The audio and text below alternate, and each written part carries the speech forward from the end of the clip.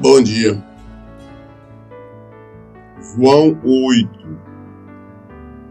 Evangelho de João, capítulo 8. Entretanto, Jesus seguiu para o Monte das Oliveiras. Ao amanhecer, ele voltou ao templo e todo o povo achegava-se ao seu redor. Então ele se assentou e lhes ensinava. Ao contrário do que a maioria pensa, Jesus não tinha uma residência dele.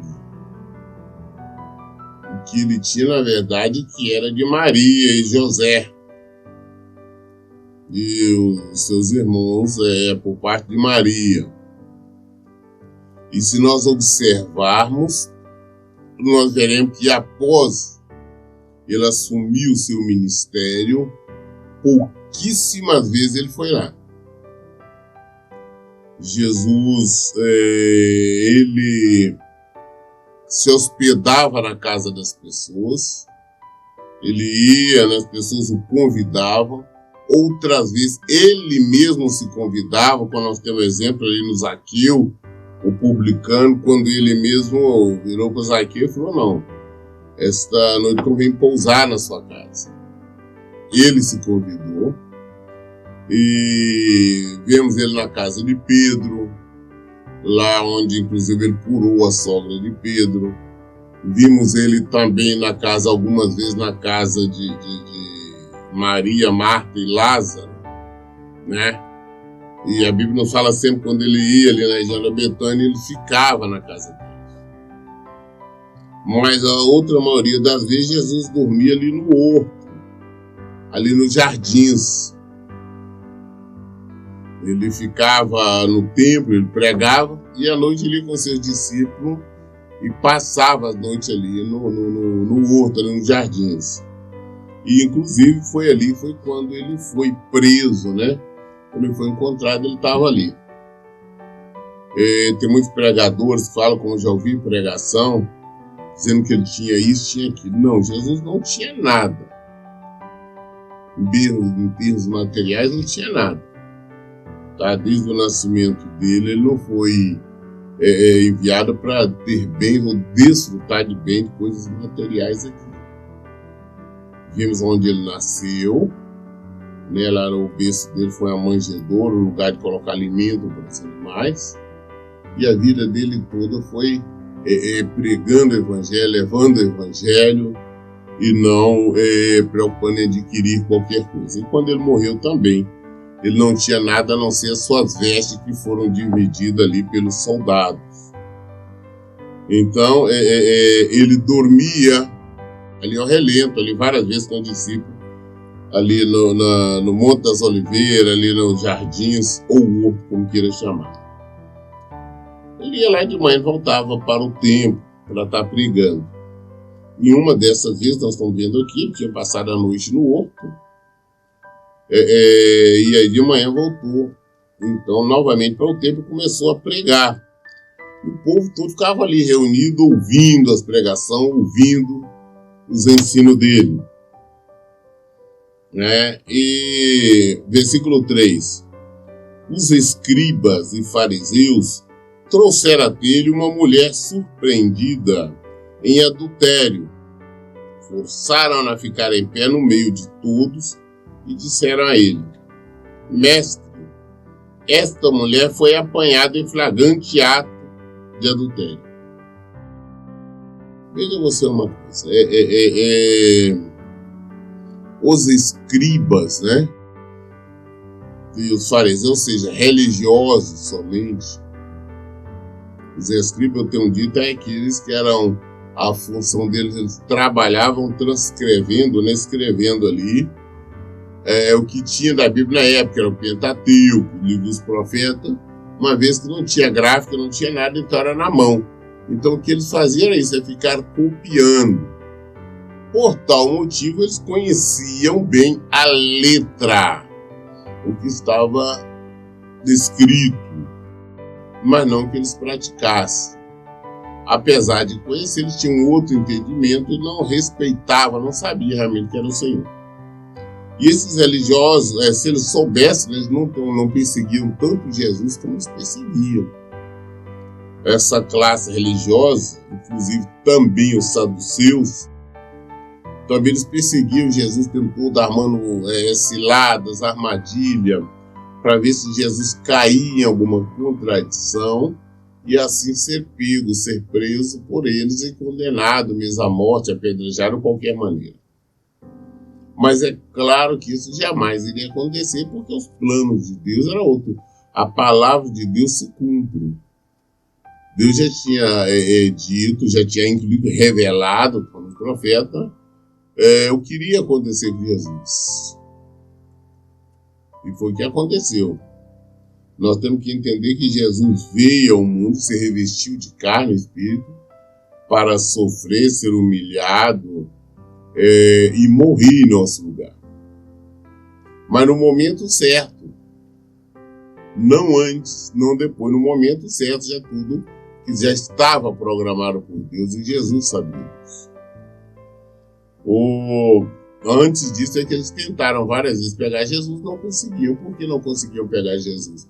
Pelo simples fato de que a palavra dele tinha que se cumprir. Existia o momento e a maneira, tempo e modo certo das coisas acontecerem. Então, veja, esses religiosos trouxeram a mulher que foi apanhada em flagrante ato de adultério. Ou seja, ela foi pega no momento que estava mantendo relações sexuais com alguém que não era o marido dela, com um outro homem. Ela foi pega em adultério, que a Bíblia nos fala, que a palavra nos fala. Se ela foi pega em adultério, então na hora estava ela e o homem. Porque ninguém comete adultério sozinho ou sozinha. Mas eles trouxeram somente a mulher e não trouxeram o homem. Mas a lei de Moisés, ela determinava que quando alguém fosse pego em adultério, no ato do adultério, deveria ambos, o homem e a mulher, ser apedrejados até a morte. E não foi o que aconteceu aqui. Ou seja, trouxeram somente a mulher e não o homem. Então, diante da lei de Moisés, eles estão errando, eles estão pecando. Estão errados. E trouxeram a Jesus.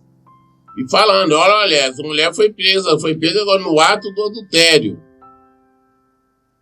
Versículo 5. Assim sendo, Moisés na lei nos mandou que tais mulheres sejam apedrejadas. Todavia tu, que dizes a este respeito? Mulher foi pega no ato do adultério, e a lei diz que tem que ser apedrejada, mas você diz, mestre, é uma cilada para ver o que Jesus vai responder. Eles querem saber o que Jesus vai responder. Por que que é? Porque se Jesus falar não tá, foi pega no adultério, então tem que ser apedrejada até a morte. Ele teria falhado. Por que teria falhado? Primeiro, como eu disse anteriormente, ela estava sozinha, tinha que ser ela e o homem que estava com ela, que eles não trouxeram. Segundo, se ele assim fizesse, ele estaria indo contra o próprio ensinamento dele. Ele estaria indo contra a própria palavra que ele andava pregando.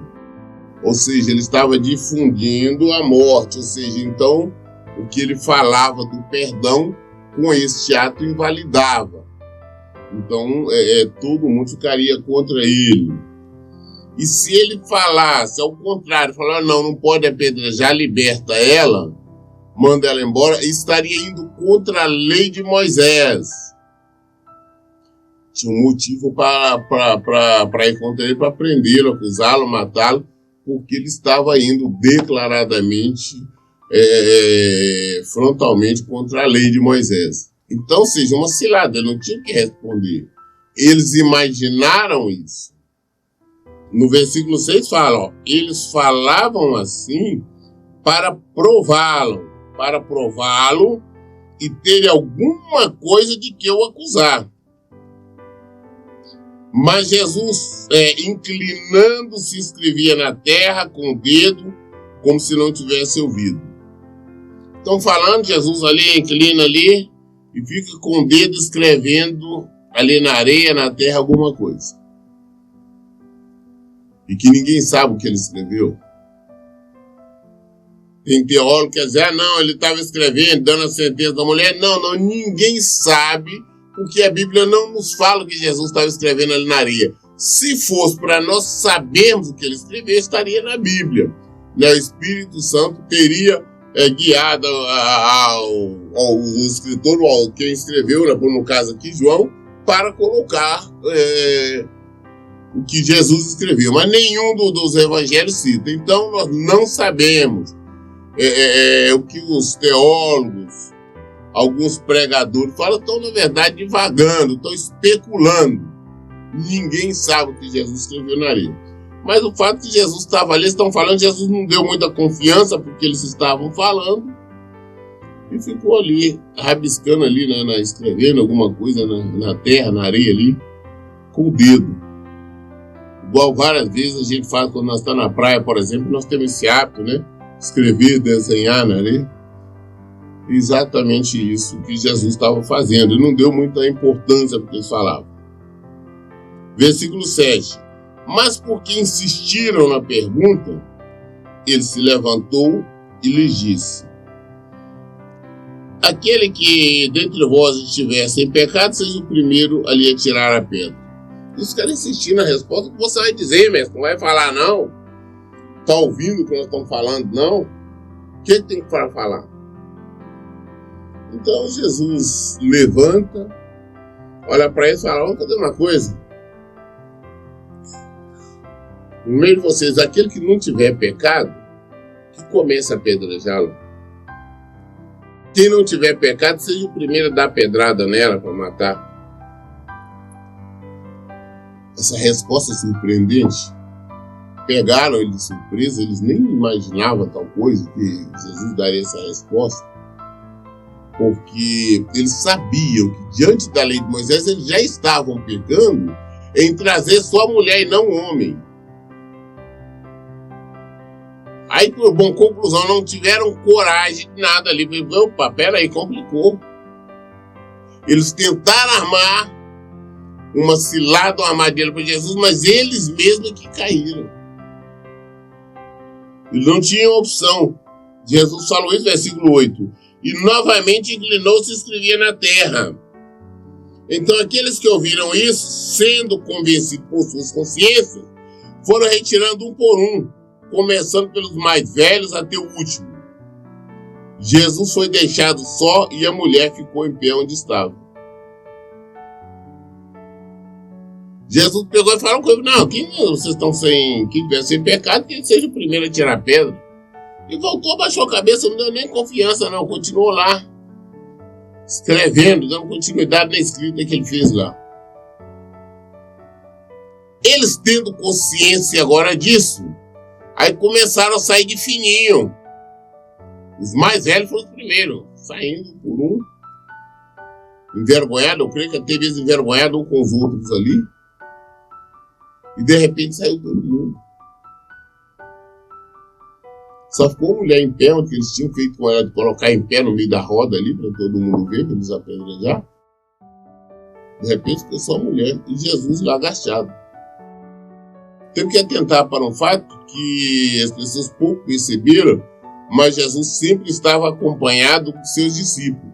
Mas neste momento os discípulos não estavam com Jesus. Nesse momento Jesus estava sozinho. Então o que eles fizeram? Falaram: olha, assim não tem, pensaram, né? E saíram todos, ficaram Jesus então e a mulher sozinha onde estava. Versículo 10. quando Jesus se ergueu, não vendo a ninguém mais, além da mulher, disse a ela: mulher, onde estão aqueles teus acusadores? Ninguém te condenou? Então Jesus ficou mais um tempo escrevendo, depois levantou novamente, olha, só está a mulher diante dele. Fala: mulher, cadê os teus acusadores? Né? Ninguém te condenou, não? Ninguém teve coragem de condenar, de dar pedrada, parceiro? Eu levantou para saber, eu falei: e aí? Versículo 11, disse ela: ninguém, Senhor. E assim lhe disse Jesus: nem eu te condeno. Podes ir, não peques mais. Cadê? Não tem ninguém te condenando? Falou: não, Senhor, ninguém, Senhor.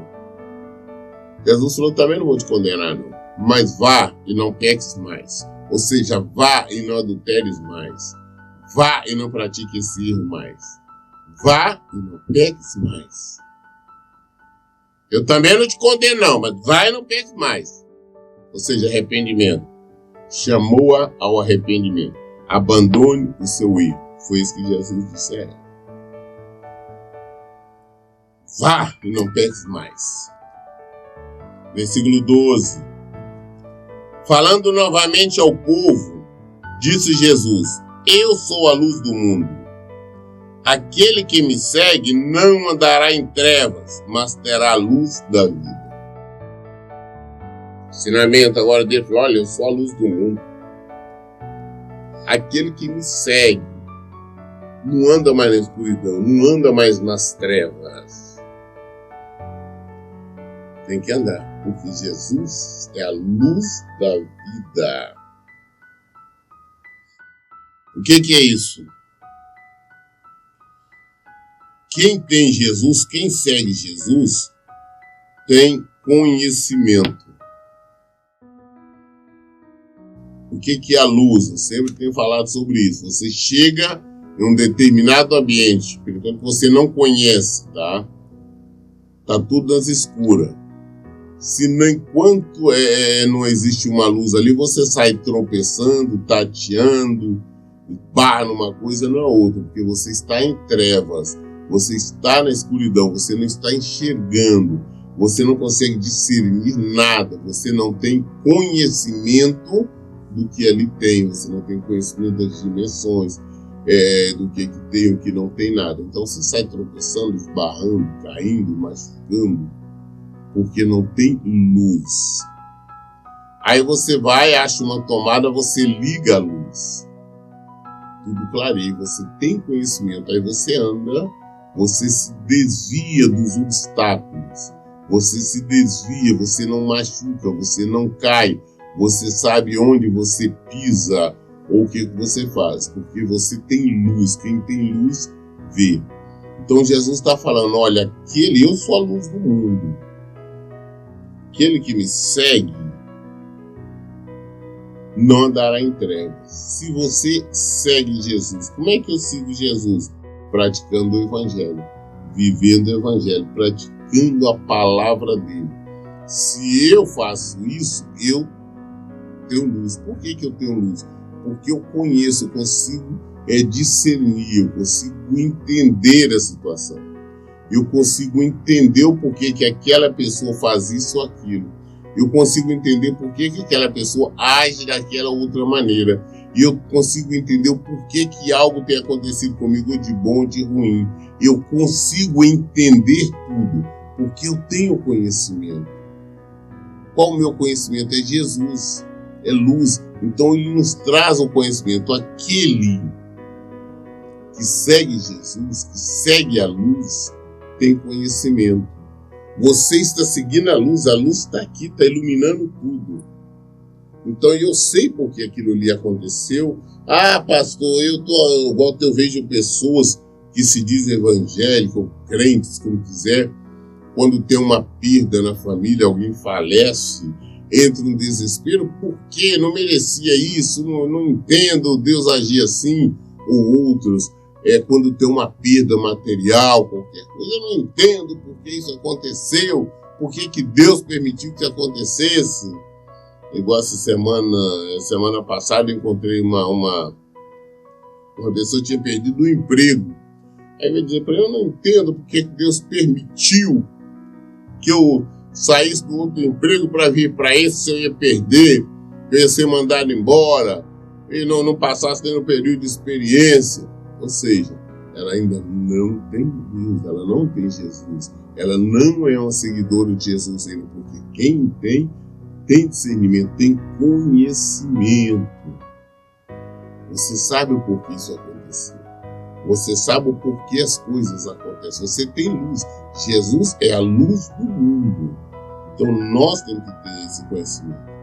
Ele disse, aquele que me segue não andará em trevas, mas terá a luz da vida. Versículo 13. Os fariseus, todavia, lhe indagaram. Novamente, os religiosos perguntaram a ele, tu dás testemunha a respeito de ti mesmo, logo teu testemunho não é válido.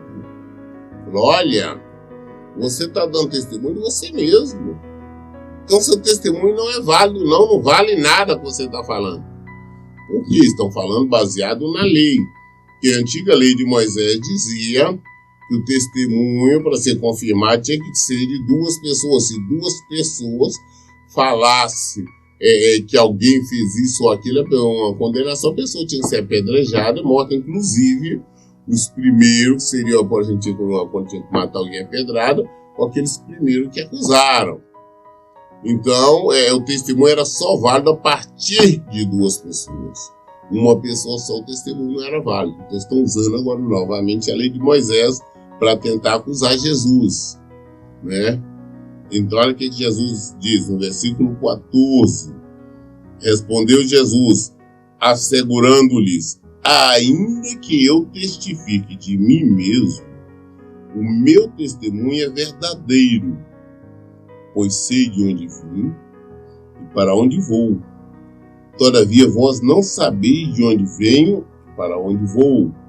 Olha, mesmo que eu esteja falando de mim mesmo, o meu testemunho, a minha fala é verdadeira, porque eu sei de onde eu vim, né? E sei para onde eu vou. Jesus sabia que tinha vindo lá do alto. Ele sabia que ele tinha descido.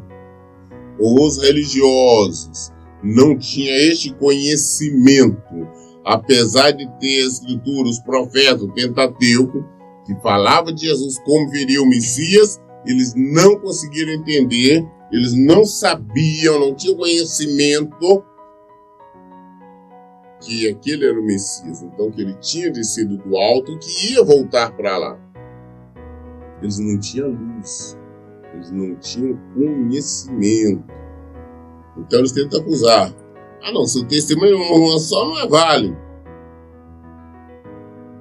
No versículo 15, ele diz assim, vós julgais de acordo com a carne, e ninguém julga. Você julga de acordo com a vontade carnal. É isso que vocês estão fazendo, esse tipo de julgamento. Não é de acordo com a vontade de Deus, não, é de acordo com a vontade carnal. E de acordo com a vontade carnal, não julgo ninguém. E de acordo com a minha, quer dizer, de acordo com a minha vontade carnal, eu não vou julgar ninguém. Aí no 16 ele já fala, e mesmo que eu julgue, o meu julgamento é verdadeiro, pois não estou só, mas estou com o Pai que me enviou. Eu, de acordo com a carne, também não, você julga de acordo com a carne, eu não, não. Mas mesmo que eu julgo o meu testemunho é verdadeiro, porque eu não estou só não. Deus está aqui comigo. Deus vive em mim. Essa que é a questão. Eu não estou sozinho, nós somos dois, eu e o Pai. É isso que ele está dizendo. E mesmo que eu julgo, o meu julgamento é verdadeiro, pois não estou só. Mas eu estou com o Pai que me enviou. Eu estou com Deus Pai que me enviou. Ele está aqui comigo. Eu sei de onde eu vim, eu sei para onde eu vou. Deus Pai me enviou e Ele está comigo. Somos dois. Pronto, o meu testemunho é verdadeiro. Estão falando, não, mas é verdadeiro. Versículo 17. Está igualmente escrito na vossa lei, que o testemunho de duas pessoas é verdadeiro. Igualmente está escrito na lei de vocês, na lei de Moisés, aí, que o testemunho de duas pessoas é verdadeiro. Então, meu testemunho é verdadeiro, que é eu e Deus. Eu e Deus Pai. Eu sei para onde eu vim, eu sei para onde eu vou. Eu sei quem me enviou. Foi Deus Pai e Ele está aqui comigo. Então, meu testemunho é verdadeiro. Versículo 18. Eu testemunho sobre mim mesmo, e o Pai que me enviou testemunha a meu favor. Falei, eu testemunho sobre mim mesmo. E o Pai, ou seja, Deus Pai, ele testemunha a meu favor. São dois testemunhos a meu respeito. Então é verdadeiro segundo a lei de vocês. A lei de vocês não diz que tem que ser pelo menos dois? O testemunho é verdadeiro, é eu e Deus Pai. Versículo 19. Então eles perguntaram a ele, onde está o teu pai? Respondeu-lhe Jesus, vós não conheceis nem a mim, nem a meu pai. Se conheceis a mim, da mesma forma conhecereis a meu pai. Perguntaram, mas vem cá, e onde está o seu pai? Você está falando que são dois? Testemunho de dois, que seu pai testemunha a seu favor, e cadê o seu pai? Ou seja, nós vemos que esses religiosos eram simplesmente religiosos carnais, eles não tinham a menor noção do que está falando. Jesus falando de maneira espiritual. Falou, olha, não tem... Cadê o seu pai? Jesus falou, não. Vocês não conhecem, né? Vocês não conhecem nem a mim, nem o meu Pai. Vocês não conhecem nem a mim e nem Deus. Porque se vocês conhecessem a mim, da mesma forma conheceriam o Pai. Porque Jesus está dizendo, não, eu estou no Pai, o Pai está em mim. Aquele que vê a mim é o Pai. Ou seja, está mostrando para ele, afirmando, declarando, esfregando a cara dele, falando, olha, eu sou Messias. Aquele que Deus prometeu enviar, e Deus está aqui comigo. E eles não estão conseguindo entender, eles não estão conseguindo captar. Deus falou, vocês não me conhecem não, vocês é isso aí, vocês não me conhecem. Por isso também vocês não conhecem o Pai. Por isso vocês também não conhecem a Deus. Se vocês conhecessem a Deus, vocês conheceriam a mim também. Versículo 20. Essas palavras Jesus proclamou no lugar do gasofilácio, enquanto ainda ensinava no templo. E ninguém o prendeu, pois ainda não era chegada a sua hora. Jesus, quando falou isso, quando deu esse esclarecimento, estava ali no templo, ali no lugar, ali próximo, ali no lugar do gasofilácio, ou seja, no lugar onde se colocam as ofertas e os dízimos. Jesus ficava, não ali para pedir dinheiro, mas para observar. Jesus ficava próximo, nós vemos quando às vezes ele estava ali no mesmo lugar observando e viu as pessoas, ele ficava olhando as pessoas, os ricos, né? Chegava, depositava ali grandes quantias. Não é isso. E viu também quando chegou uma senhora, colocou algumas moedinhas ali. Jesus sabendo tudo, depois ela falou com os discípulos, olha, aquela ali deu mais do que todos os outros. Os discípulos entenderam, caramba. Essa vez pessoas depositar grandes valores ali, ela foi e colocou as moedinhas de nada, que não vale nada. Mas ele falou, não, ela deu tudo que ela tinha, tudo que ela podia. Os outros estavam dando aquilo que sobrava. Nós damos aquilo que sobra para Deus, está sobrando é fácil. É isso que Jesus está falando, nós temos que dar o que nós, aquilo que nós realmente temos. E principalmente darmos o nosso coração, principalmente darmos a nossa vida. Então Jesus estava ali próximo do lugar do gasofilácio, ele estava ali observando, e ninguém prendeu. Por quê? Porque não era chegada a hora, como eu já disse anteriormente. Jesus veio para cumprir o plano de Deus. Tempo e modo. Jesus veio para ser preso. Jesus veio, ele sabia que ia ser crucificado. mas no momento certo. Fora disso, eles não conseguiam prendê-lo, não conseguia, por mais que tentasse. Nós vemos, inclusive, em Lucas, eles tentaram prender Jesus, pegaram ele, levaram ele no lugar assim, no alto do abismo, né, para jogar ele lá embaixo, e eles simplesmente, a Bíblia fala que escapuliu na mão deles. Porque, como já disse, eu volto a afirmar, Jesus se deixava reconhecer porque ele queria. Outras pessoas não. Então, eu acredito que ali na hora que eles estavam ali tentando pegar ele, eles não conseguiram mais identificá-lo, apesar de estar com ele. Lá ele saiu no meio deles. Então Jesus, pois ainda não era chegada a sua hora. Não era chegada a hora de ser preso. Não era chegada a hora dele ser crucificado. Então por isso eles não conseguiram. Somente na hora certa, na hora determinada por Deus. Nós lemos hoje o Evangelho de João, capítulo 8, até o versículo 20. Todas as dúvidas nós esclarecemos na Bíblia. Por isso eu digo, em todo o tempo, leiam e pratiquem a Bíblia. Que Deus abençoe. Teu bom dia.